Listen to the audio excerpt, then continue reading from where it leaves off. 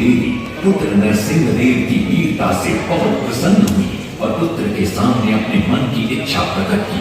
कहा, तुम्हारे पिता ने शंख क्षेत्र पुरी में भगवान जगन्नाथ का भव्य मंदिर बनवाया है।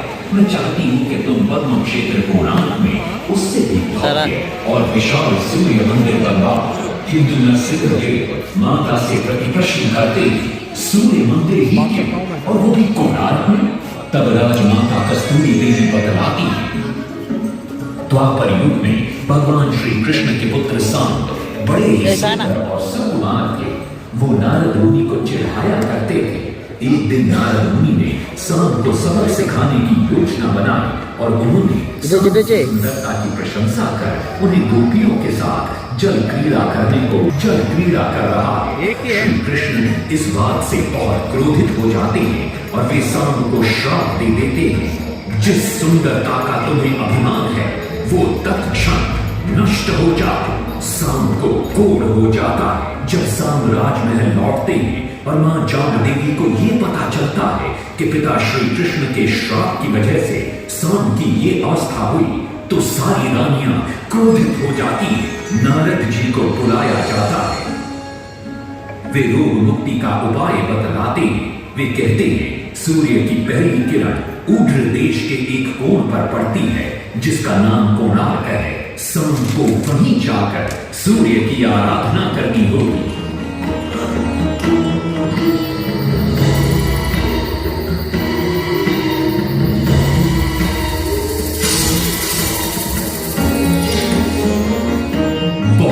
लंबी और कठिन यात्रा के पश्चात सांब अपने सैनिकों और सेवकों के साथ कोणार्क की चंद्रभागा नदी के तट पर पहुंचते हैं और नित्य प्रातः स्नान के बाद सूर्य की आराधना आरंभ करते हैं।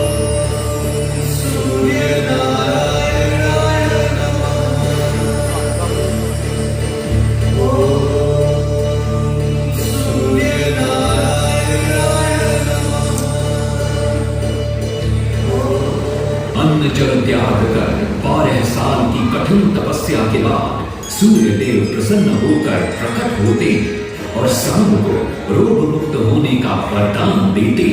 पुत्र, आज रात्रि के चतुर्थ प्रहर में स्नान करते समय नदी के तल में तुम्हें एक वस्तु मिलेगी। वो मेरा ही प्रतिरूप होगी। उसका स्पर्श पाते ही तुम इस कोढ़ रोग से मुक्त हो जाओगे। स्नान के पश्चात सांब जब नदी से बाहर आते हैं तो वो रोग मुक्त हो चुके होते हैं। उनके हाथ में एक छोटा सा पत्थर है। उनके सुंदर और सुकुमार शरीर को देखकर सारे अनुचर और सिपाही प्रसन्न होते हैं। सांब उस पत्थर को वहीं स्थापित कर एक छोटा सा मंदिर बनवाते हैं।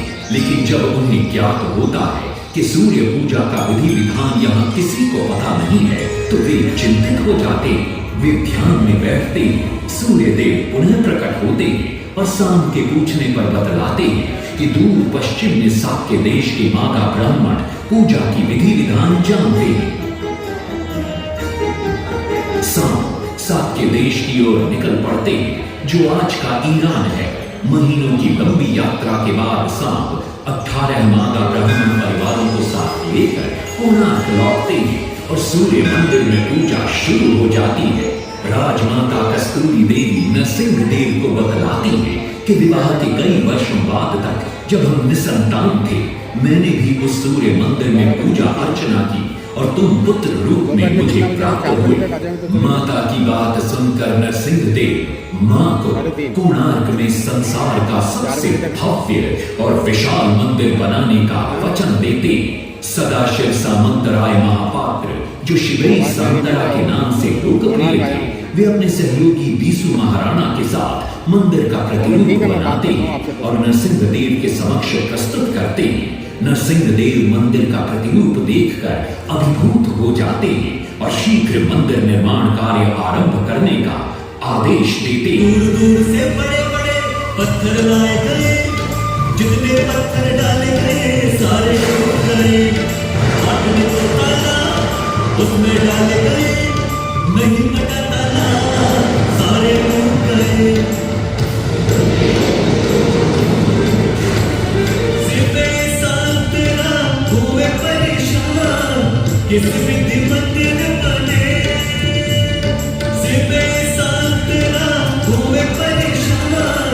किसी विधि मंदिर बने। एक दिन वे चिंतामग्न कोणार्क लौट रहे थे, तभी उन्हें प्यास महसूस हुई। उन्हें पास ही में एक कुटिया दिखाई पड़ती है, जहाँ एक बूढ़ी औरत से उनकी भेंट होती है। शिवई सांतरा पानी मांगते हैं। बूढ़ी औरत पानी के साथ गरम गरम भोजन भी लेकर आती है। वे थाली के बीच में हाथ डालते हैं, जिससे उनका हाथ जल जाता है। तब वो बूढ़ी औरत मुस्कुराकर कहती है, तुम तो शिवई सांतरा की तरह बीच से भोजन उठाकर खा रहे हो। ये सुनकर शिवई सांतरा को अपनी भूल का एहसास होता है। माता रामचंडी ने उपाय सुझाया, समझे शिवई सांतरा।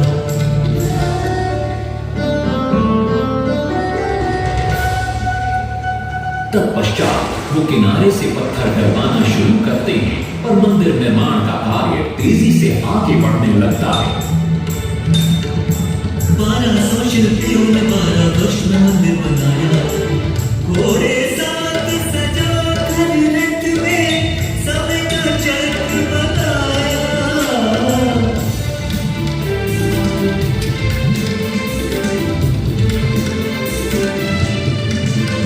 दूसरी तरफ कलिंग के उत्तर के राज्यों के नवाबों के बार बार राज्य पर आक्रमण हो रहे थे। इन आक्रमणों से क्रोधित होकर नरसिंह देव अपनी विशाल सेना को लेकर युद्ध के लिए निकल पड़े।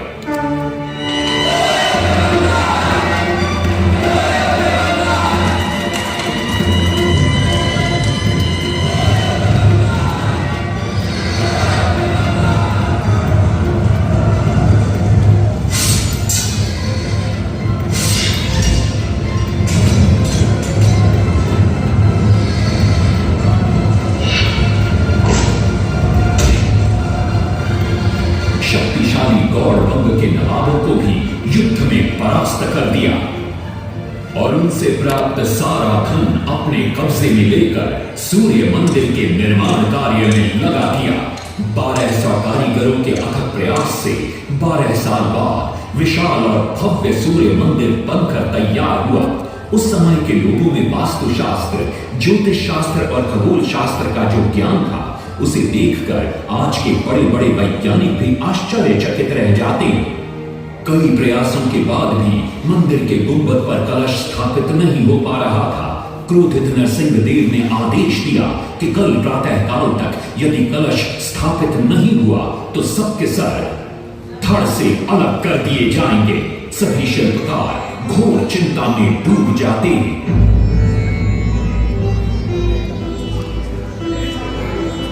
दूसरी तरफ मुख्य शिल्पकार बीसू महाराणा का 12 साल का बेटा धर्मपद सूर्य मंदिर के प्रतिरूप पर कलश बिठाकर प्रसन्न होता है और मां के सामने अपने पिता से मिलने की इच्छा व्यक्त करता है।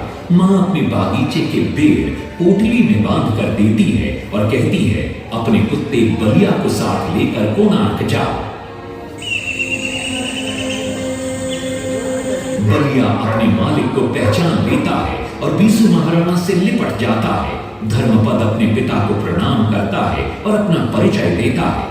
सबको चिंता में देखकर वो अपने पिता से इसका कारण पूछता है।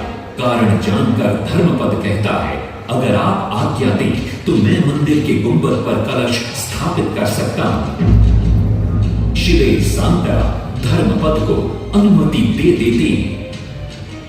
धर्मपद गुंबद पर चढ़ जाता है और कुछ ही समय के प्रयत्न के पश्चात वो कलश को स्थापित करने में सफल हो जाता है। गुंबद पर कलश स्थापित होते ही नीचे गर्भगृह में चारों दिशाओं में लगे चुंबकों के आकर्षण से सूर्य महाप्रभु की मूर्ति शून्य में स्थापित हो जाती है। सब धर्मपद को कंधे पर बिठाकर खुशी से नृत्य करने लगते हैं।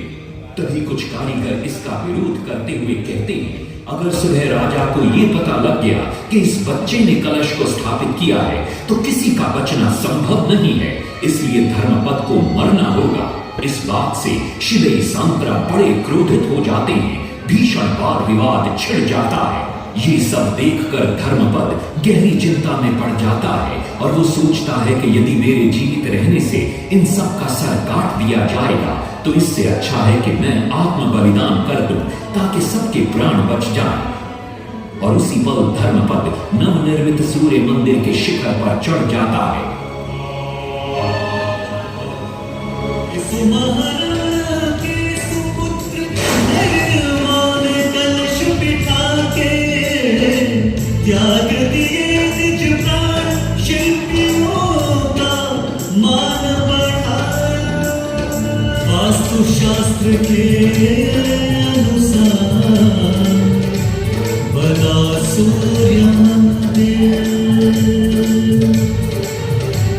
सूर्य उत्तरायण हो या दक्षिणायण हो, सूर्य उदय की आज भी पहले किरण पड़ती प्रभु के ऊपर।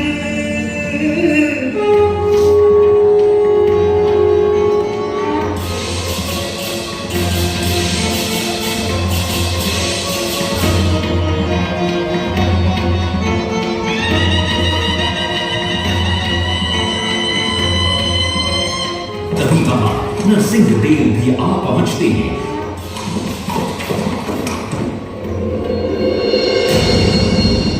और सूर्य महाप्रभु को शून्य में स्थापित देख वे भी आनंद से भर जाते हैं और शिवई सांतरा की भूरी भूरी प्रशंसा करते हैं। वो ये भी घोषणा करते हैं कि मां शुक्ल पक्ष की सप्तमी को मंदिर की प्राण प्रतिष्ठा की जाएगी। लेकिन शिवई सांतरा कहते हैं, राजन तिथि तो अच्छी है, लेकिन मंदिर की प्राण प्रतिष्ठा के लिए ये शुभ नहीं है। किंतु राजा अपनी बात पर अड़ जाते हैं। शिवई सांतरा को दुख होता है और कोई वाद विवाद किए बिना वे हमेशा के लिए वहां से चले जाते हैं।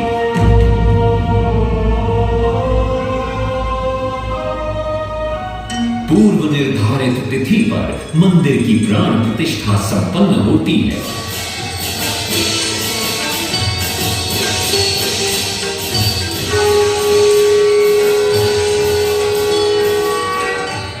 लेकिन कुछ दिनों बाद अमंगल होना शुरू हो जाता है।